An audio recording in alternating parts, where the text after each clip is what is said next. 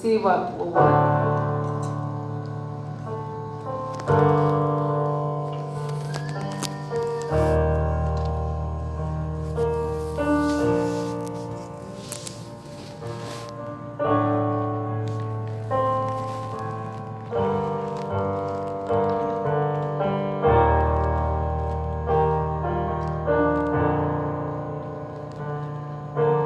Okay, so you're going to hear a lot of the same lines that I was saying earlier, because I'm going to read a poem called First Love, and it's about the first time I ever fell in love with a woman.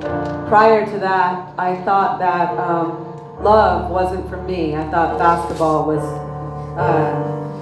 more interesting.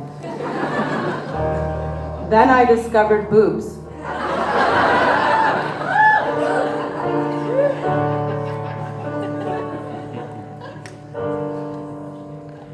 I don't think I ever really kissed any boys. I think my tongue had just been punching their tongues. It's the best line I've ever written. But as soon as you loved me, all my callus went away. My hands so soft it hurt to pray. You picked me up at my Catholic college, and I would sleep for hours till we reached your house. The first time in my life I'd ever rested. The first time I didn't have to play a role I'd never wanted to get.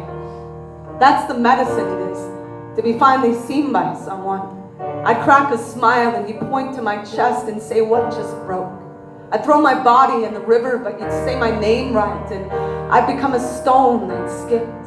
Do you remember the first record where we didn't have to change the pronouns to sing along? We'd gone so many years without music that knew us, music that knew you, could arch your back, and I'd have proof that the earth was round. Bless who we were then. Bless who we still are. My straight friends tease me because all my best friends are my ex-loves, but a wise heart told me it's the most tender part of queerness, how we've all lost so much family. When we find people we call family, we'll do almost anything to not let go.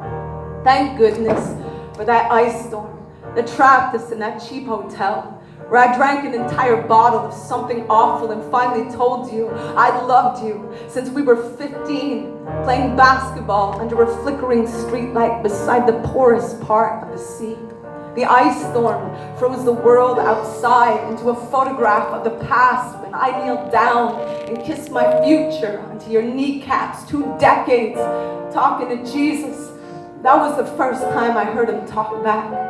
Months later, church bells ringing through my dorm room. I wrote my senior thesis about you and told no one how hard I was praying to stop hiding myself in metaphor, to one day find the courage to carve the truth into the chapel door. Holy were all the hours I spent picking out my outfit the night you took me to my first queer bar in Portland, Maine, the biggest city I had ever walked through. I was so excited and so scared that we'd be shot or spotted. On our way inside, I sat in the parking lot for hours till I changed my mind and you drove me home, mascara pouring down my brand new boy shirt. I never guessed there'd come a time, like the winter we traveled north to visit your mother.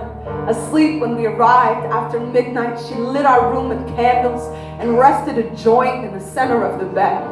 Neither of us were any good at smoking, but we pulled her welcome into our lungs like it was 100 years of oxygen. Up until then, we didn't know anyone in the whole world would celebrate us, wiping the steam from the glass to see each other blushing in the same bathroom mirror in the morning.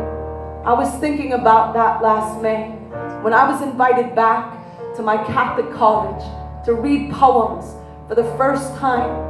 You sitting in the front row beside the nuns and the school president and the teacher who had given me an A on the manuscript I'd been too afraid to write your name in.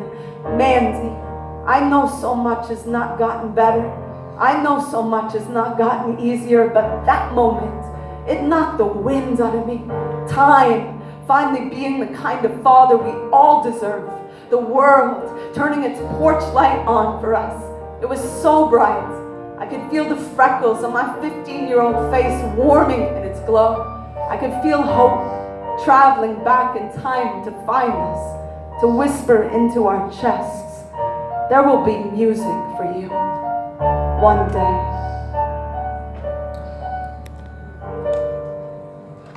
Thank you.